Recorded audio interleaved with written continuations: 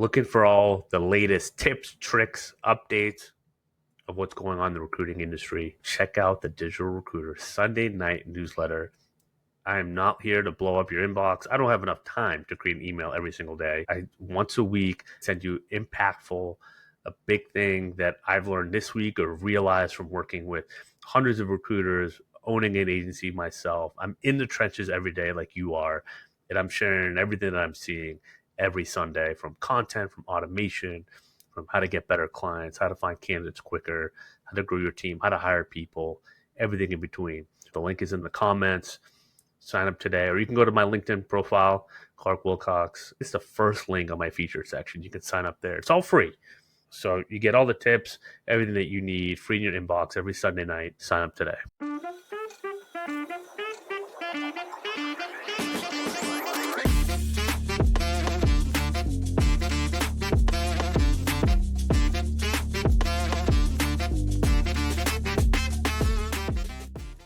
All right. Welcome to another episode of the Digital Recruiter Podcast. I'm your host, Clark Wilcox, and today I am joined by Kortney Harmon. She is the Director of Industry Relations and podcast host at Crelate, which is all-in-one recruiting CRM. But again, if you listen to this podcast, you probably already know what Crelate is. They're one of the heavy hitters in the industry. Kortney, thanks for being here. Thank you for taking the time to chat with me.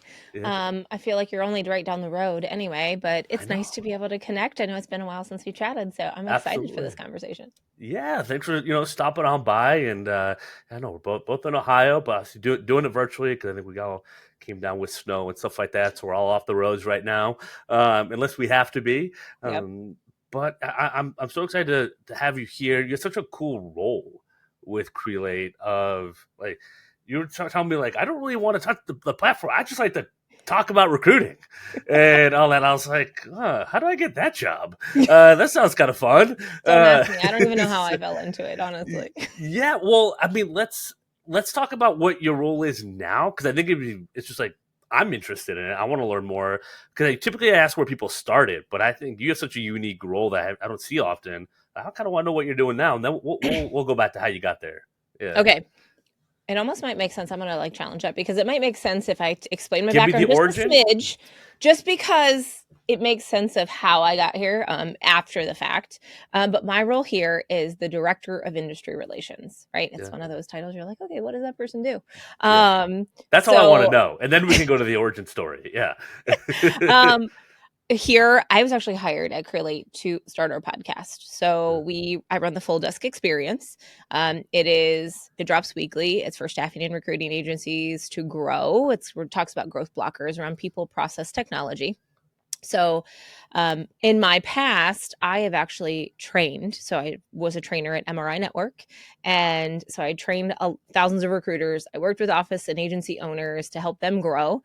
So I took that and then I went to another organization, an umbrella of 10 people or 10 companies, and I was their director of learning and development. So all of my background of training has spun into this amazing thing. Come talk to the industry about the problems and the solutions and everything that we should know. I'm like, so you want me to talk for a living? And they're like, yes. So here I am. I do a lot of speaking across the country. I run the podcast. I actually started a partnership program here at Crelate as well with coaches and industry leaders and thought leaders. Work with our vendor committee. I do our conferences. There's just a lot of things that go into that, but definitely podcast is number one. Super fun. It is super fun.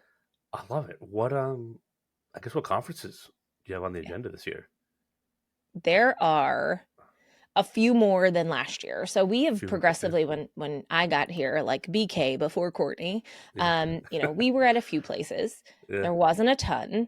That has escalated drastically. I think we were at 2 shows prior to me coming here, 2 to 3. Yeah. And last year we were at 16 in some capacity. It has been a whirlwind. It's been amazing. We do a lot of regional events like Ohio Staffing, Massachusetts. We're expanding that this year. as well as like the big things. I spoke at Staffing World this year. We're a part of SIA, all the other conferences. There's so many.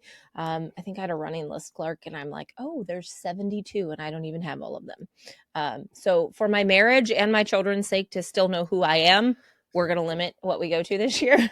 Yeah. Just because you can't be all the places, but there are a lot of repeat customers that you see and you can just network with. So it's been pretty amazing over the past few years to see the Yeah. growth. No, that's super cool. It's definitely on my bucket list. I keep saying I'm gonna go to more and go to more, and then there's a kid pops out and then becomes a toddler, and then another kid's coming, and all these different things happen, and I'm like, all right, I gotta get out to one at some point. So my goal when the other little ones here in February, hopefully late spring, summer, can start to hit up a couple. It sounds like the Ohio State Staffing Association. That's in Columbus In now, by the June, way. right? That's So, on my list. so Yeah. you can come hang out with me there. Oh, are you gonna be there? Yeah, because I I'm talked gonna, to one of the people that's on the board, yeah, and all that stuff. So that is on my list. I'm there. I'll see you Yeah, there. heck yeah! All right, I love it. Awesome. Well, super cool role. Yeah. I'm a little jealous, but that's all right. We'll move past that for now. How did you get into recruiting? How did this all start? None of us got here intentionally. You and Oh, I know falling that. in style, right? Yeah. um, Ironically, I had gone to college to be an educator. I was kind of in the realm where teachers were retiring, but still staying into the system. So I graduated. I was a Division I athlete, graduated with a preschool through third grade education license. I couldn't find a job to save my life. So Really? in the summers, I was actually working at a staffing agency. So I was there, I was helping do intake, understood some of their systems, kind of was doing, all that stuff. So I had experience with that. Yeah. Um, Fast forward to couldn't find a teaching job, but I became an athletic director. With my athletic background, it made sense. I was doing their digital teaching for their academy, kind of running all the sports, 7 through 12. Loved it. However, our ballot or everything came up for budgeting and there was a renewal, and my job was one of the ones that was in question, because it was a digital academy. Sports weren't as important. We could do a part-time athletic director. It was in a very small town. And as that was kind of happening, someone reached out to me and said, hey, you have a software experience and I am launching it. Could you come to teach my people? You have an education background. So could you come teach my people and set up my system for my recruiting agency? And I'm like, sure, kind of makes sense, right? Education background, had some staffing experience. So I said, absolutely. Left my education background for what little was there. I was there for about 5 years as an athletic director. And came and I'm like, okay, here's your system. It's set up. You have everything. Wait a minute. You can make money at this thing? Yeah. So, that competitive Division I athlete came out in me. I'm like, okay, I need to do this. And it quickly became, I ran a desk. I was in IT staffing for 8 years, was recruited away from that desk.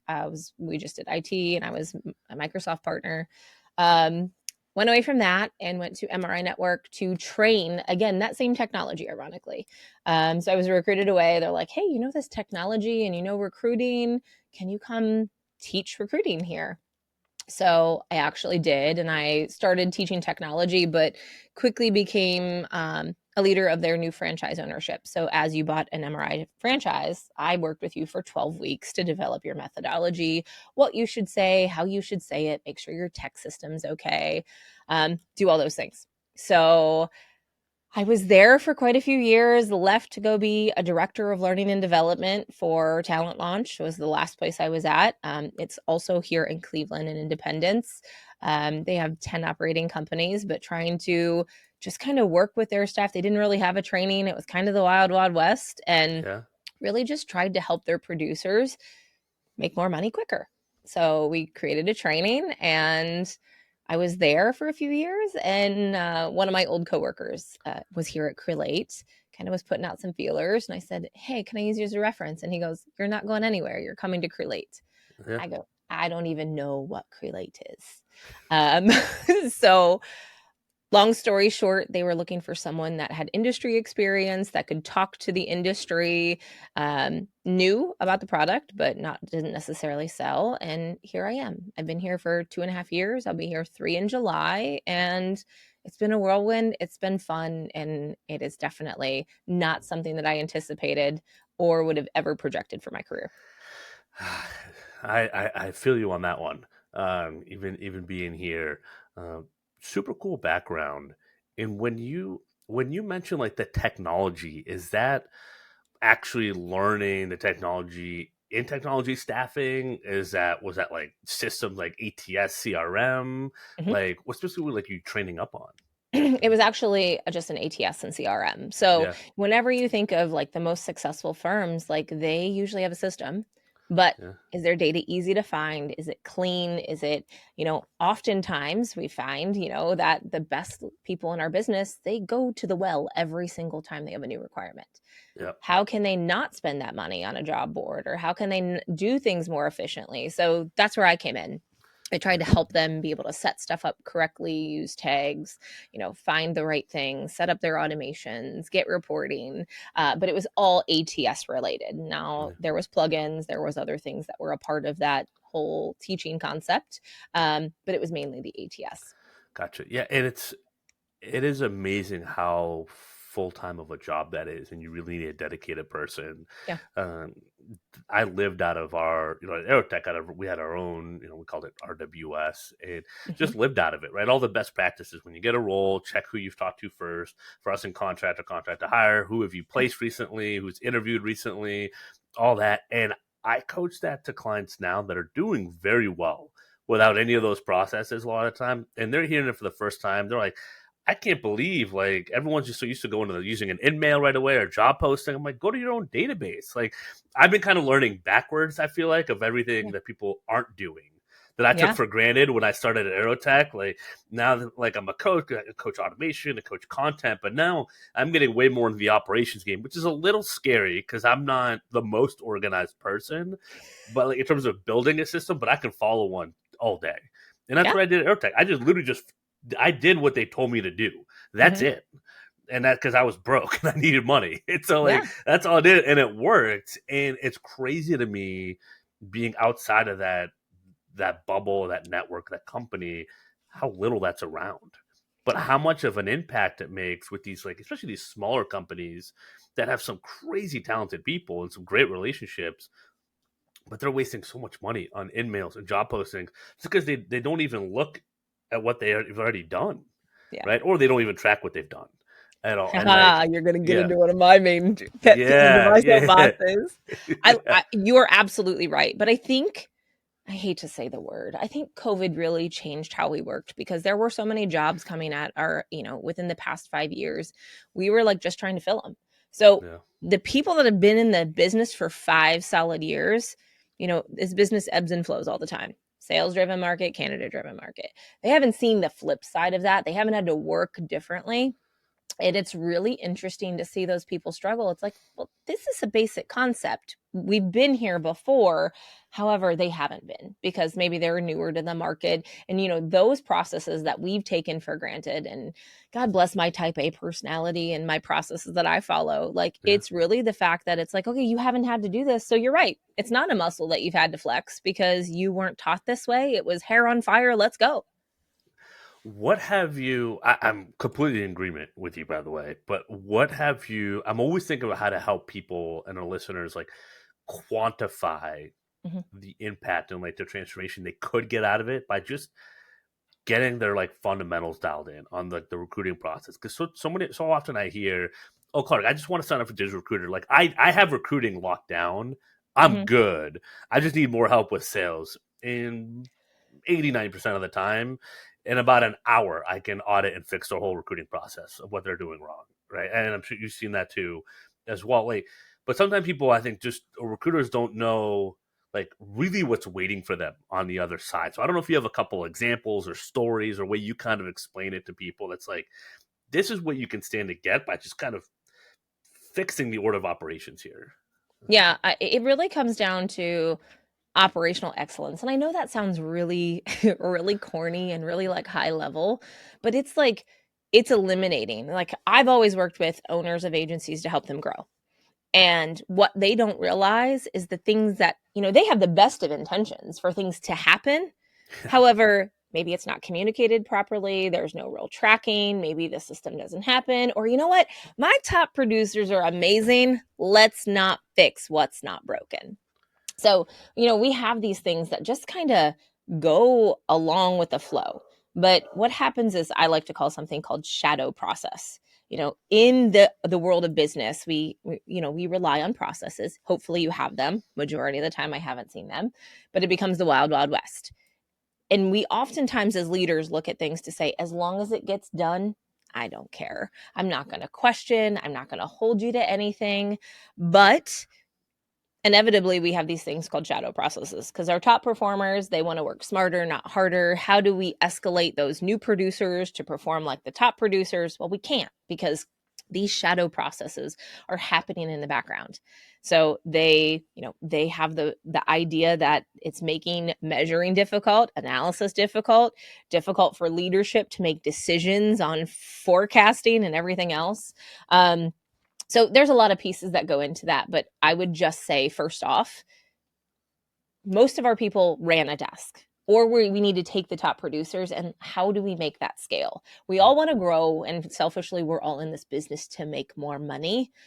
Get those top producers, get their processes, and get your early producers or your new people producing at that same level. You're going to make money faster. You're going to get those people money in their pockets faster.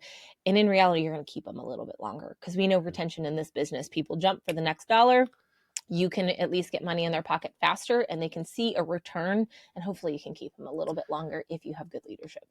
Well, yeah, and if you're reducing the burnout and you're reducing, um, yeah, you become not a place of dime a dozen, you become one in a million a Yeah. little bit. And I think the bar's really not that high for an agency to be that way. No. I know we're looking at that now on our agency side is, and one of the things I've been talking to Lauren about is the submittal to hire ratio. Like that's what we have to become, I think, to me, obsessed with, because it is so easy for that number to skyrocket and for hires to not really happen. And that is the word. It's more conversations with candidates that aren't going well, or where's my feedback, or Yeah. they're not a fit, and all that. Right? It's not as bad as the job postings that get 1,000 applications that you got to sort through. Right? That's a whole Yeah. other thing. But just in terms of that, like we got to be conscious of that. If we're going to pay someone or do a draw or whatever that looks like, with commission they can make good money, but that runway, that's where the burnout's going to happen. So it's almost, if we want to bring on more people, we have to audit our own processes to make sure like we're dialed in, we're qualifying, doing discovery, getting that feedback that we need, having the tough conversations. It's kind of like the commitment we're making to each other before we do that, because you and I have heard and seen the very common issues that happen outside of that. So the fact that we're even looking at bringing someone like a support specialist for like every 5 recruit that can dedicate to every 5 recruiters and stuff like that can handle all the tech and the content and all the different tools and tech stack, kind of be that support person. So we just get our people on the phones, which Yeah. is where we want them to be, and handle that, have that candidate management really dialed in. So I don't know if there's like things you tracked or kind of stood out to you, but I don't know. That was kind of it for, that's kind of what I typically look at. I love that you focus on that. This has actually been a major common question from me for people, because oftentimes, like, you look at leadership in our industry, and leadership in recruiting, staffing and recruiting is crucial, just like anywhere else. But more oftentimes it's overlooked in our industry for whatever reason. I have a few theories. Most of the time, I don't know about you, I've seen firms just reward top producers with leadership roles. Congratulations, you build a ton of money. Here you go. You now get to be a manager. And we're trying to keep them with retention.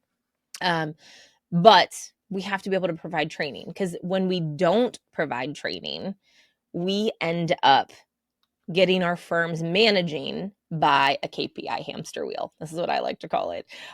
We get on this thing to be like, well, do more. It's the do more mentality. You need this many calls, or you need to be on the phone for this long. And I've seen so many times where leaders are saying, well, you have to have so much in phone time. Do you care about phone time, or do you care about submissions? Because I'm with you. I only care about submissions to interview, or submissions to hire. That's what I care about. Majority of the people that I interview also agree with that. They only focus on that one metric. Now, when the other people focus on time on the phone, you get people calling the White House phone number or the Santa Claus hotline to Yeah. make sure they have their phone time. And you're not necessarily getting the actions you want. You want to drive business moving decisions. Well, phone time, yeah, you can go back to that and look at that if you need to, and especially if you track it.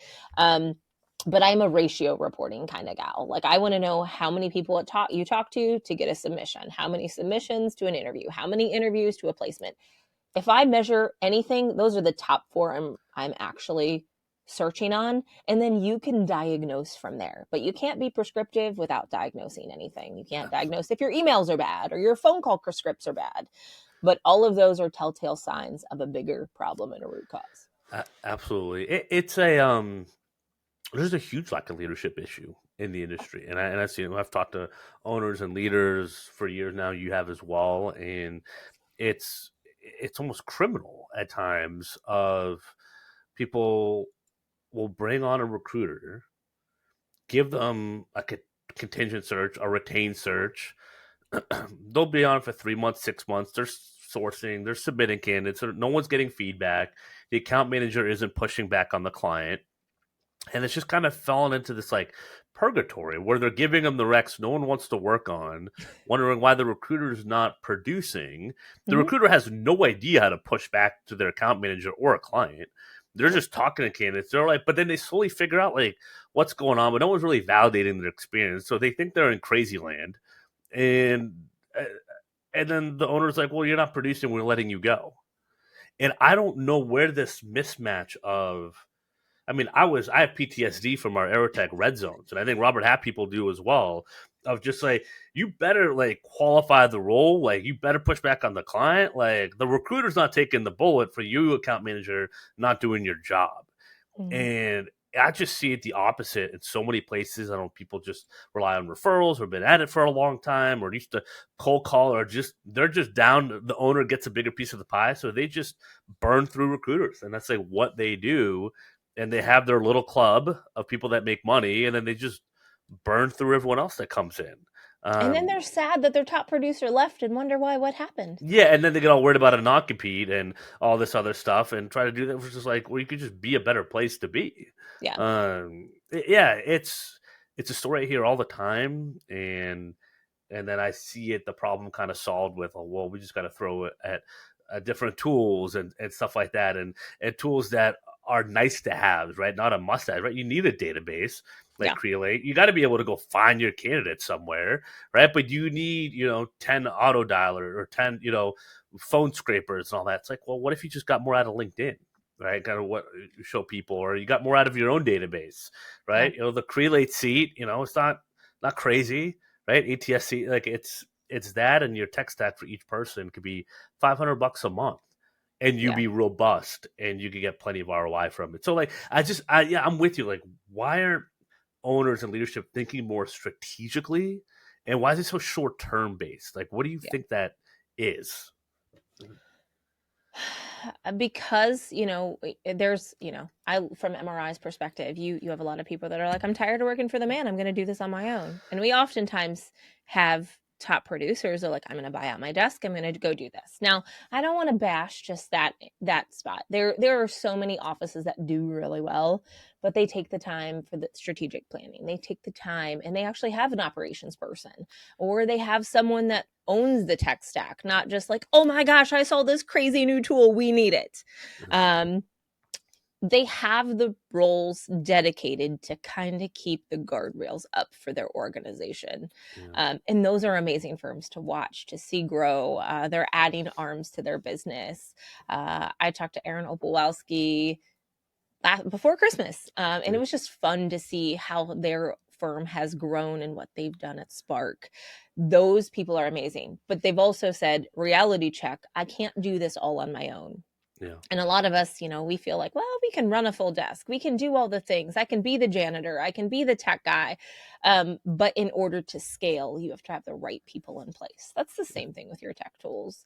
yeah. You just can't expect one thing to be the answer for everything. Yeah, bred the right people to build, the right systems. Mm, Absolutely.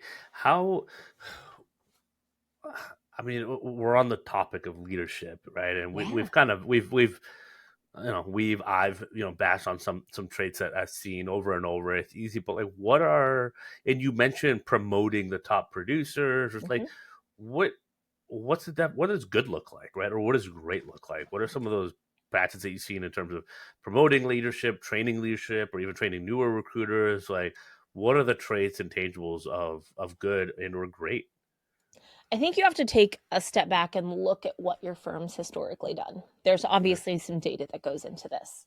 At one of my previous organizations, we kind of did that. We looked what good looked like. We looked how often the new people coming in should be with us. How could we Yeah. get them to grow once they hit a certain, you know, certain gross profit? Then they could move out of that training. Then we could take the Yeah. training wheels off.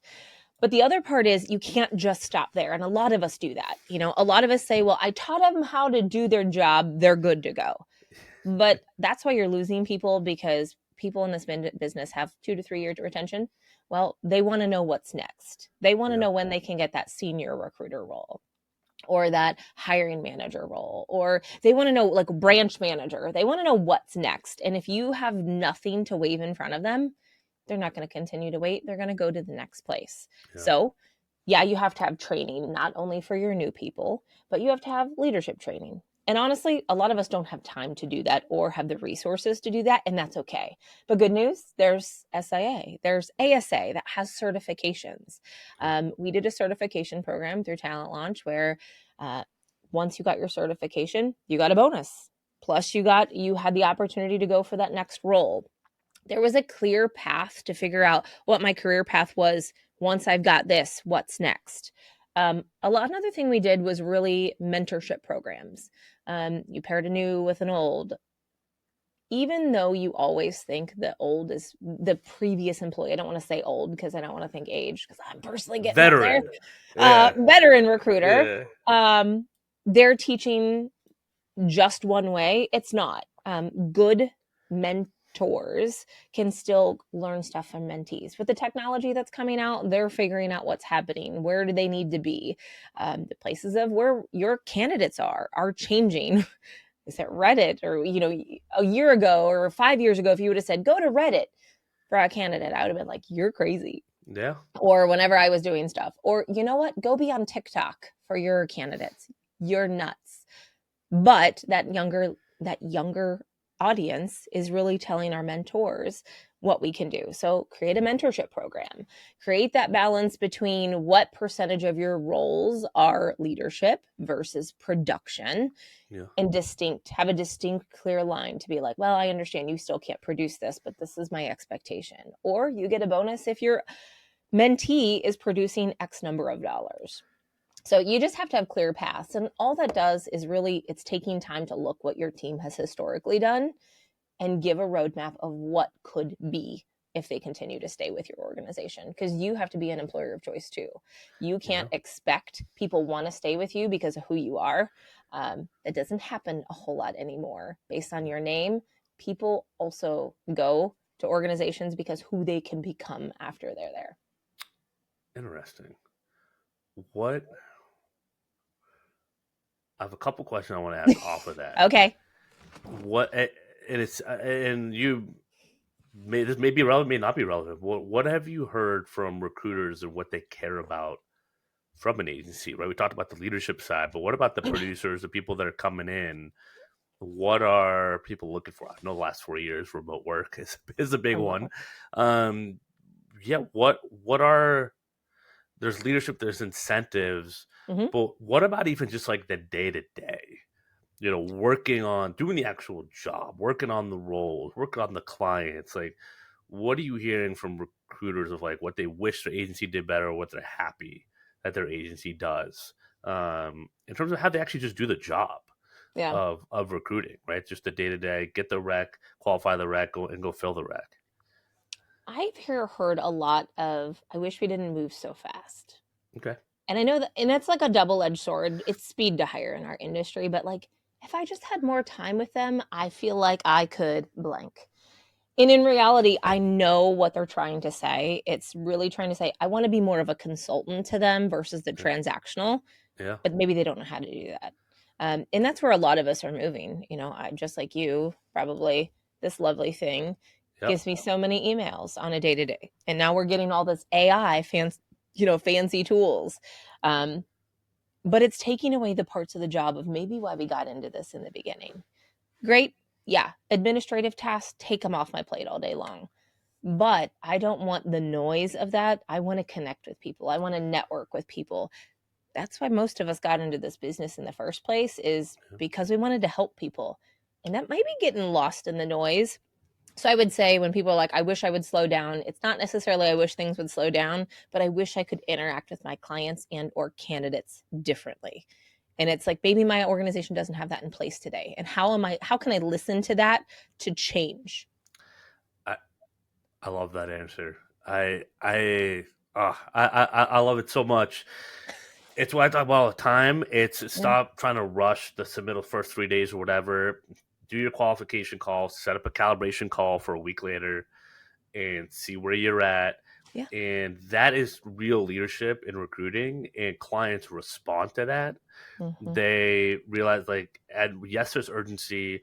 Oh, they said they needed this person yesterday. Okay, when was that? Well, that was 3 weeks ago. Well, I don't see anyone hired yesterday, Mm-hmm. right? But you said you had some candidates or whatever, right? So it's never yesterday, Mm-mm. right? It's keep digging. Okay, well, what's been the consequence of not having this person? Okay, you could still find someone. It doesn't have to be 28, 48 hours. Now, if you're doing contract and go to works and all that, it's a little bit different. I'm talking Yeah, direct hire right absolutely. now. But for direct hire, I hear this all the time. And it's like typically the role's been open, what, 3 months, 6 months, a year. So if slow is 2 weeks in your process, that's still way faster than they were ever expecting, or they still weren't getting the result till you came across. And you have the patience and really being able to listen to the candidates and listen to the client and be a matchmaker, because you have to do way more listening. And if you tell them from the start, this is the process, it could take a couple weeks, this is what we're going to need from you, this is what we're looking out for, this is kind of what we have as the pathway, right? You Babe Ruth it, you call your shot, which any agency worth their salt should be able to do after a few months. It's Yep. the kind of, because it's, again, it's not rocket science, because the process is the same, just the experience is different, and Yeah. with every search. Yep. And some of the the names change and stuff like that from the Yep. resumes and the candidates and all that. So just slowing it down, you can still have super quick time to hire, but also still have even better retention. You don't really ever have to worry about a guarantee and all this other stuff if you kind of do it right. And that's kind of, I think that's what those recruiters are trying to say. But you and Yep. I know how to articulate that. I wish more leadership kind of went that route and wasn't like, oh, they're just slow and they don't know what they're doing. It's like, no, it just kind of takes some time to calibrate a search, right? Oh, we Yep. finally got the benefits, or it's updated benefits information, or this is the first 20 responses we got. These candidates actually really want these 3 pieces of information to get the right candidate that you want, and we just didn't get that on the rec qual, right? Yep. Like all those different things. All that needs to do is create the forum and the communication, the expectation that that's going to happen, Setting the expectation is key. And right? so many of us are so quick to get our job done, we don't do that. And that's where we lose candidates and And you clients. create way more work in the back end. Mm-hmm. Yeah, it's crazy, right? And that's why I want people with automation and marketing and content. That's what we teach and help people get better at. So you have more time Yep. to have better conversations and better connections and to set better expectations. Because yes, I acknowledge that takes work and time, Mm-hmm. but you gotta make time to make time, in a sense, or you just Yep. keep on the rat wheel, the hamster wheel, Yep. rat race in the hamster wheel, whatever, There you go. whatever I the love that. whatever the rodent terms are. Yeah. Uh, I So love I it. don't know. I'm interviewing you, but you got me on a soapbox. So I think this it's is what amazing. happens. Yeah, this is what I think it's happens. amazing. And I honestly, I don't know if this is my athletic background, but every year, like I always think of a word. Last year, I went on the Haley marketing podcast and I said my word was engagement. Engagement was my word of 2024. And my word this year actually goes exactly with what we were talking about. So, engagement, yes, you have to be engaged with the people that you're talking to. But I think I need to take it one step further this year. I think everybody needs to be intentional. Yes. Engagement can be surface level, but intention drives results. So that is my word of 2025 is intention. And I think that goes nicely along with what we're talking about. I love that word. I love that it's the word of the year. Will people be like, well, why intention? Think about your own behavior. Think about your own Yep. buying behavior. It Yeah, kind of goes against, I think, what we were conditioned to think what sales is growing up. At least I could speak for myself. I thought absolutely. used car sales, right? Marketer, spam calls, all that. I love when people are intentional, mostly because I'm not the highest IQ person in the room ever. And sometimes Agreed. I have so much going on. I just need things spelled out for me in the Mhm. simplest terms. And so I really love when people are intentional with me. Yeah. Here's what I need. Here's what it is. Here are the options. Okay, great. It makes it so much more likely for me to buy, Hmm. to be a buyer when someone is intentional with me. I love being sold to in a good way. Like when Yeah. it's great. I absolutely love it. Be intentional. That's what I try to practice. Now we're digital recruiter is 3 years old, right? So we're constantly evolving and learning. One Yeah. of the things I'm excited about this year is like we are very intentional with our offerings and services and why they're that way, why Yep. they're priced that way. People that have won, and all that, like how you can win from the offerings. Like I've Yeah. been working so hard to be more intentional, Yeah. with our client because it just makes it easier for people to buy. And that's Yeah. why I get recruiters and agencies coming to me. I rely on referrals. I know how to get leads. Like, be intentional. What Hmm. business do you want more of? This, and that. Okay, go tell your market that. They're like, what? I'm like, go tell them. Yeah. That's the business that you want, right? Everyone's, I don't want to lose business. I got to be a generalist. Well, no one. What do you mean? You No, the don't have best time business. You not don't to have the be time. It's intentional. not believable. No one Mm-mm. believes that you can be great at all these things. Mm-mm. Be intentional. This is who I help. If for me, it's like recruiters, especially that are newer, that need to eliminate a lot of things that they don't need to do, or Yeah. veteran recruiters that need to figure out digital marketing and some Yeah. automation and not to spam their clients, right? They want to be more white glove. But if I'm dealing with a recruiter that's been at it 20 years that thinks they know it all, guess what? My job in marketing is to make sure you don't want to talk to me, right? I'm intentional about that piece, and be Yeah. intentional about who you don't want to work with just as much as who you do want to work with. And I so Yeah. I love that word. That's my word of maybe the decade. Is I don't know intentionality. about Actually, decade. no, Yeah. consistency in action is the two words of the decade. But Yeah. intentionality is good for 2025. I'm right there with you. Like it's so important. So Yeah. yeah, I mean, and intentional with every piece of communication. Because if yeah. you're sending an email that's not intentional, why are you wasting your time? If It's a you're waste. not intentional with the candidates you're reaching out to the wrong people. You don't have the time. Yeah, take the Why are time to you build a working with strategy. C-level clients when intention is they have no intention of buying from you and you're just chasing them? Again, you're wasting your time. Right. And everyone could smell if you're chasing a placement fee Yeah. or it's just kind of throwing a strategy against the wall. Yep. The first year or two of running this, I let some people in the program that Yeah. were strategy shapeshifters. Ah. It's something I refuse to do anymore. It's like, no, we're going to either figure it out together. And you're not doing anything else until we do figure it out. Though we Mhm. have a couple options, so let's whittle it down.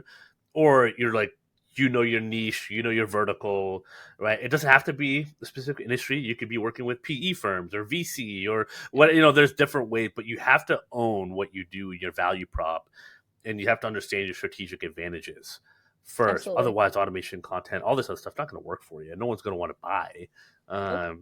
But it's hard. It's hard, right? It can be a little weird to kind of figure that stuff out.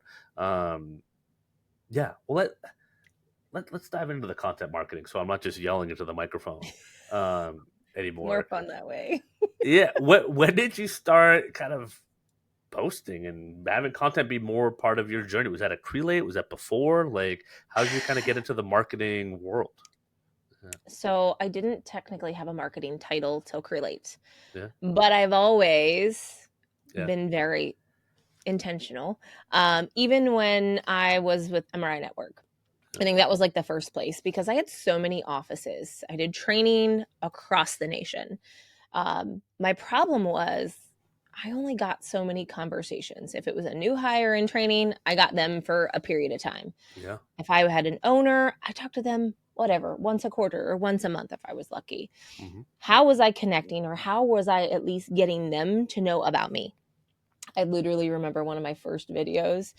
Clark, I was in a kayak in South Carolina out with dolphins talking about an upcoming conference I was going to be at. Like irrelevant what I was like, that I was out there. But my husband's like, what were you doing out in the kayak? I'm like, I was recording a video. He goes, for what? And I'm like, I want people, like, I want them to stop the scroll. I want them to see my authentic self, because Yeah. I'm a people person. Hence why I guess I was hired to talk for a living. But you need to build trust. You need to build authenticity. You need to engage with your audience. And it was really about just how can I get in front of them in mass versus I'm going to send you a newsletter once a week or once a month, and I want you to come to my classes. They're going to be like, who is she and why do I care? They're going Right. to be like, oh, she was out in the kayak with dolphins. Or, hey, by the way, I did this. There was a lot of engagement on my post. So I think at that point in time, I put myself out there for that reason. And I didn't consciously even know what I was doing. Then I got into the point that at Talent Launch, I was on a few podcasts talking about processes and optimization and how you get your agency or your firm to grow and scale, or how do I get producers to produce revenue sooner. And so I started to find like this niche to be like, I like to help people. Hence why I got into recruiting. And that's kind of like been the whirlwind and kind of like the theme of the full desk experience, because as much as, yes, I work for a software company. Yes. Do I think our software is amazing? 100%. Do I wish I had the software when I ran the desk? Yes. But it comes down to, I want to give back in the form of content. I want to help those people do better and make more money for themselves. I don't make any money off of you, but I want to help you make more money, because that's what it's about. If I could just change one word or one phrase or one process to help an organization, it's like, I just want you to take one golden nugget. So the full desk experience was born, and it's like 2.5 years old. We started just doing like bi-weekly drops, and then we quickly went to weekly drops, and we're over 100 episodes now. And potentially, I haven't told this to anybody else, maybe launching another. Whoa. No one else knows that.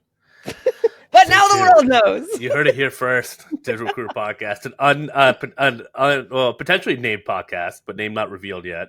Name not revealed yet. Name not revealed. That's fun. Yeah, they're fun, right? You hit record, and you just start going. Well, they And do I'm give really valuable content to like yeah. the listeners. Like this is like, oh my gosh, like people are going to listen. They're like, yes, I have that problem. Yes, I feel that. Yeah, my manager promoted me and I didn't get any leadership training. Yep, I feel that. Yeah, no, it's. I was talking to a long-term client yesterday, and that's what she wants to do is kind of eventually kind of build her own podcast. But she's much more introverted and Uh-huh. everything else. But she's an industry where I think the people are overlooked in that Yeah. industry, and so there's a little bit chip on their shoulder.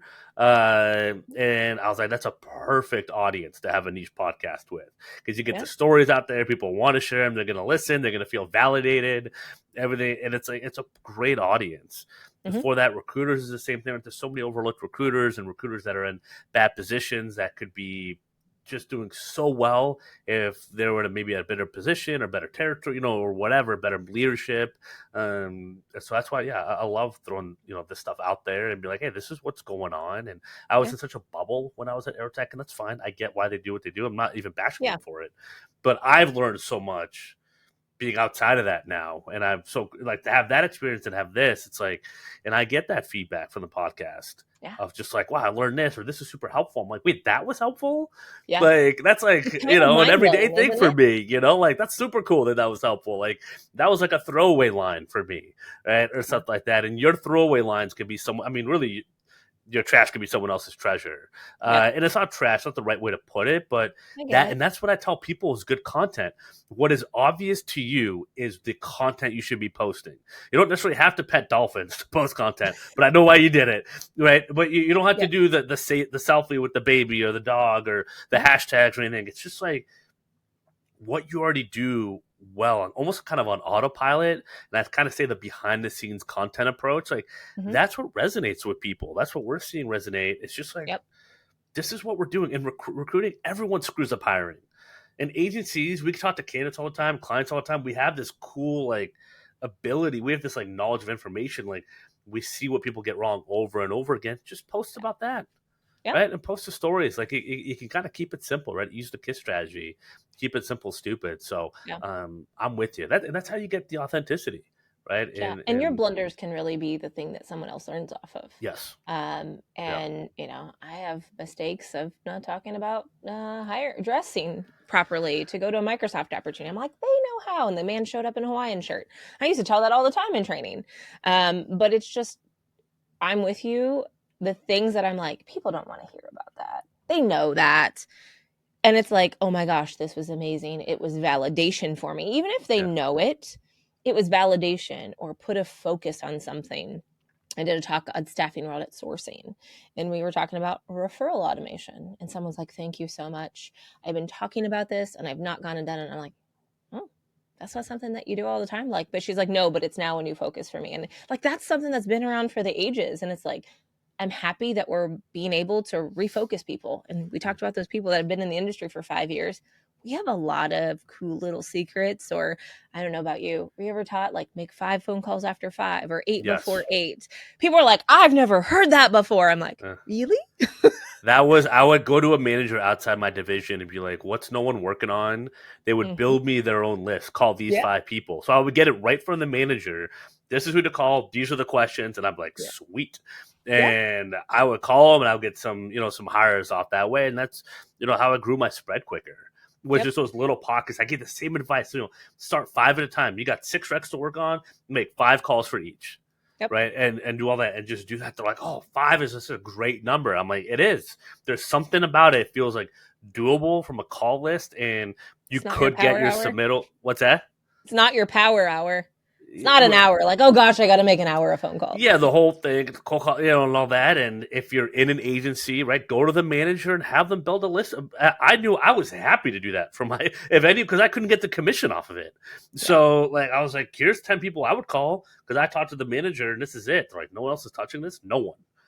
I'm like, here you go. And the spread's this. I'm like, yeah, it's pretty good spread and pretty good pay rate. And it's just those little things, instead of trying to like duck off and everything else, it was just like, where's the little pockets that you can do, the little things you can do to make a little, and it is, right? It's a bunch of the little things in recruiting Yep. that add up, and it's those habits, right, of top producers. Maybe that's a good question to ask. Like, it's kind of, what are those habits of top producers that you've seen? That's a great question. Top producers want to work smarter, not harder. Yes. They've gotten their craft down. They don't want to make more phone calls. There's a big debate in our industry, so to say, is people like, I can do all of my job via email.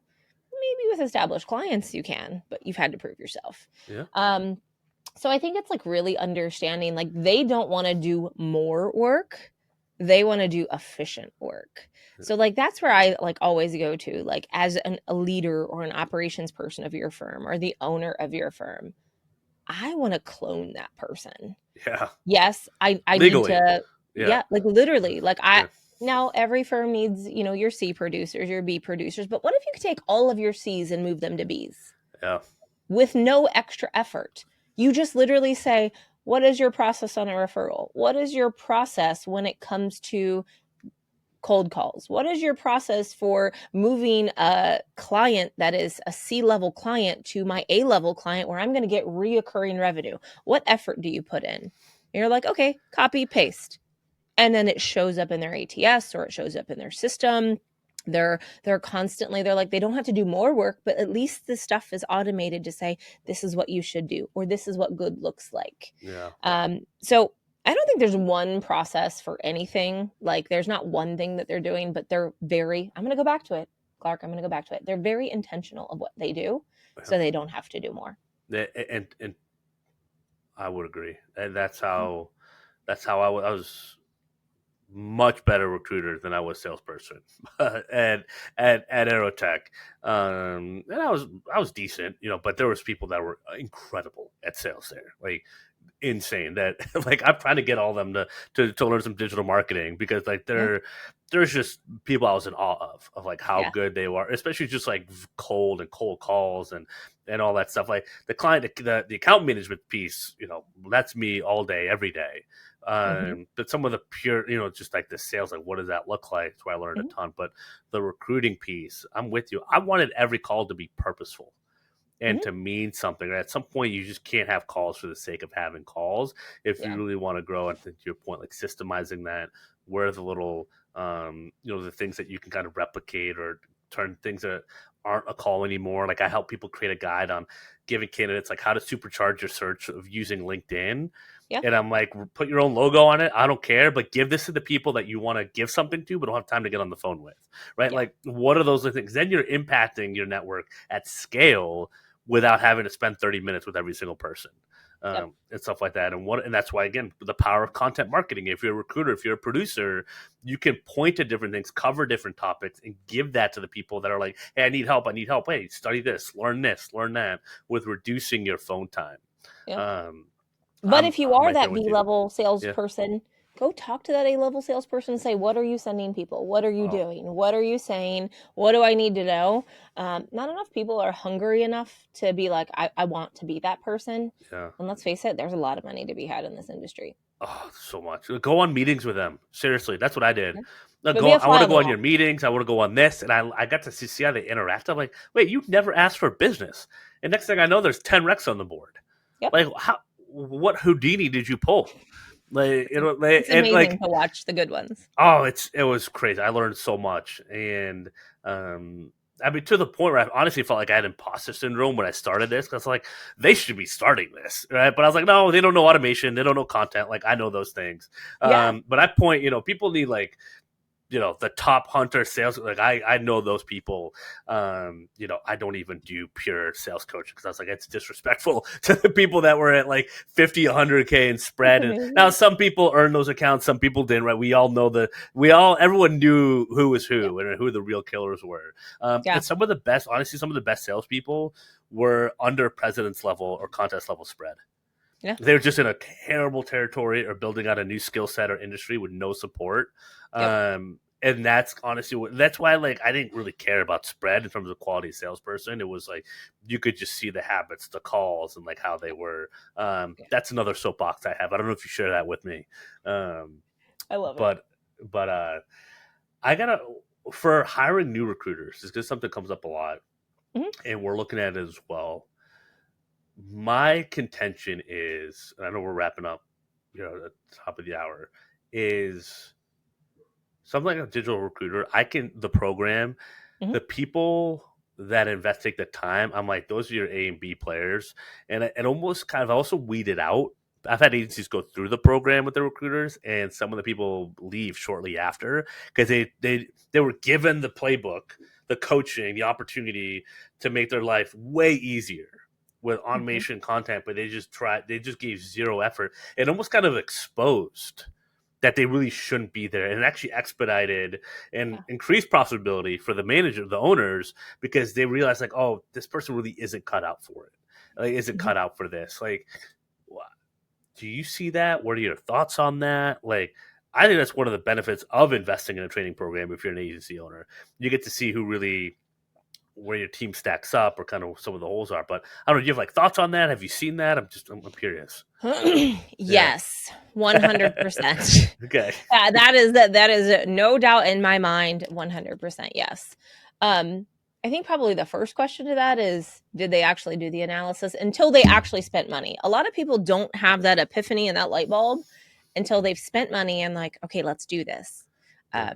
I have so many people that like on the podcast that we do, we give ebooks and it's like you see this ebook that's downloaded 72 times in a day and it's like it actually has play by play what your touch plan strategy is 1 through 12 in the first 3 weeks. I'm like, what did you download it for? Like, or okay, have you done like I would love a follow-up email because Yeah. I know they downloaded something, they looked at it, they're like, okay, I need to do something with it. I'm gonna put it in my back pocket. It's just like every conference you go to, they're like, that's a good idea. I'm gonna do it when I get back, and then it doesn't happen. A lot of things whenever new recruiters come in, it's the same thing. They're like, okay, I'm gonna pick they almost think it's like cherry picking. I'm like, well, I'm gonna do this, but I'm not gonna do this. Um, but This this isn't again, optional. Yeah. but that's where it comes back to good leadership and management, or you can honestly fix this with a tech stack too that maybe has your workflows built in, that Yeah. it's a no-brainer anymore. Like it's the maybe your ATS is the hub of the wheel, and like your digital outreach is a spoke and this is a spoke. It all is seamless, it goes together.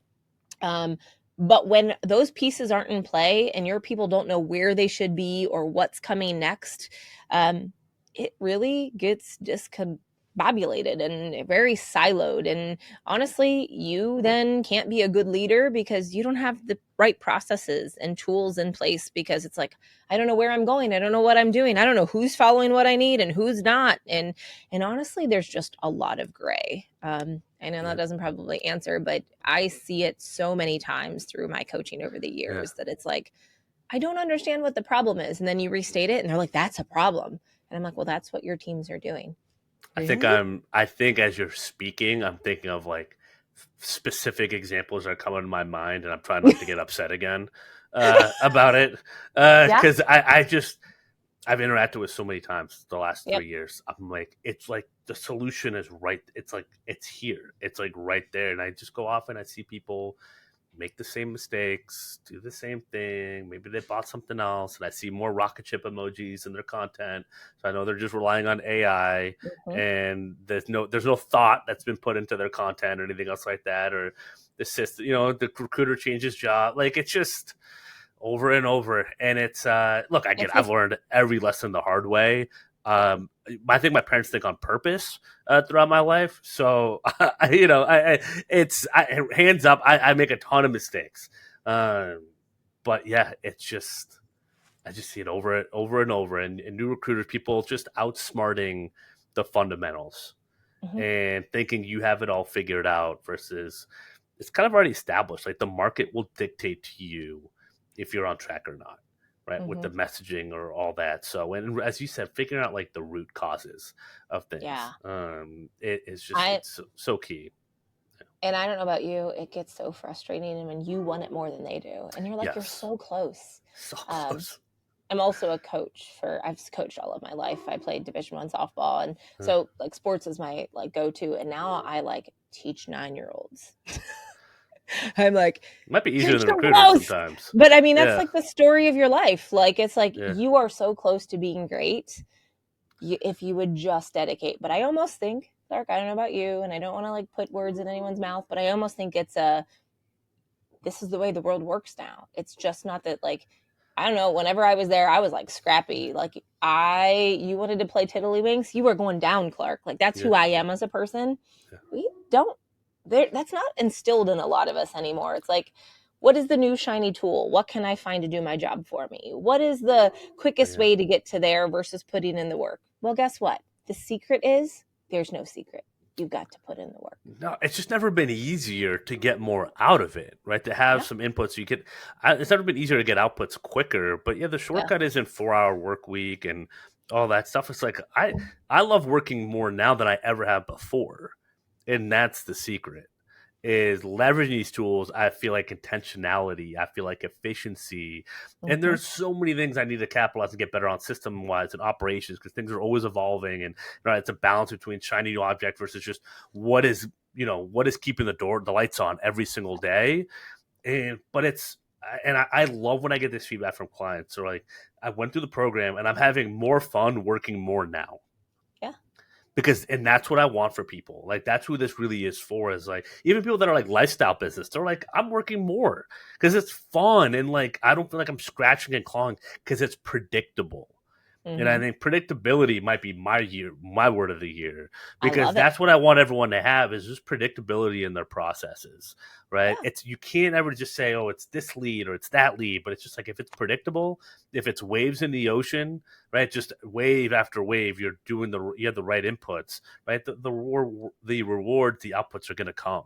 And I Mm-hmm. think people that think that way, Yeah. they win, right? They stick it out. If you're here for the long term, you stick it out. Like, I got the right processes, and I'm in a community or in an agency where that's being validated. I just got to stick to it, and I Yep. can't worry about why not me right now and all that. Right? The days are long, but the years are short. And if I Stay had the course. had patience throughout big times in my life, I would have lot more. But again, things work out the way they're supposed to. Yeah. But that's one of the biggest lessons is like just staying more patient. Just stay more patient. Keep paying the bills, keep the lights on as you keep growing. There's no overnight success. But with the systems you have, you can do a lot more in a few weeks, a few months, in even a year. That's why we have the Digital Recruiter Challenge. 1,000 new connections on LinkedIn in your ICP this year and 100 posts. That's 2 posts a day. That's 3 new connections a day. But that's 1,000 and 100 over the course of the year. That'd be probably hundreds of thousands of impressions. You can't get 5 new clients from that are really good, right? Or 20 placeable candidates from that. Sure, And that's what I think what people underestimate sometimes in the noise and the got to have everything right now culture that we have. Yeah, TikTok culture right here, right now, real quick, short bites. Yeah, that's it. I know. I wish we had all these tools when we ran desks. I don't know about you. Like even the ATS, I'm like, oh, why didn't I have that? Yes. So, I mean, we go automation and content with our kids too. Yeah, seriously. Yeah, that's what I would say. If I had automation content, now I don't know how many managers and no candidates would have been on LinkedIn, but a lot of managers would have been. And I still don't understand some of the more, the engineering, all those people, LinkedIn market. I mean, it's a gold mine. I would immediately ask to switch industries to one that's more on LinkedIn and just done that and actually clean house. So if you're an Aerotech Robert Half recruiter, reach out to me. We'll help you out. We'll help you out contest this year. Well, Kortney, thank you so much for being here. As the hours flew by, as we said it would. I knew it would. Any last thoughts that you have? No, Any I'm pieces super of advice? excited for 2025. As I said earlier, be intentional. If you're a leader of an organization, it is time, if you haven't reevaluated your processes or looked at your things, it is time to put the attention and the effort into the things that maybe have been on the back burner for the last few years to make your whole team successful versus one or two. So I'm excited. I'm excited to see what comes out of this year, where I'm already hearing all kinds of great conversations to say business has picked up, we're doing better, we're growing, we're not laying off anymore. So I'm super excited, and I think it's going to be a great year, and I can't wait to see how we end at the end of the year. I love it. Well, I'm with you because we're looking to hire more now because we've got more roles and we know what to do with. So that is exciting. I can kind of anecdotally verify that on our end. But thanks for being here, sharing your knowledge and your wisdom and your great energy. It's an absolute pleasure. Super fun. I love it. And you're going to be on my podcast Friday. So it's not like you don't get me for 2 hours in 1 week. No, it's perfect. And we got even more to talk about. So we're going to save it all for then. It's the Full Desk Experience podcast. We'll have the link to your LinkedIn or website and all that stuff on the episode page. So check it out. Connect with Kortney. Follow the podcast. Check out that episode as well. We'll talk about 10 other different things that we didn't talk about here. I love it. And cool. Well, okay. Thank you so much for your time, Clark. Have a great day. You as well.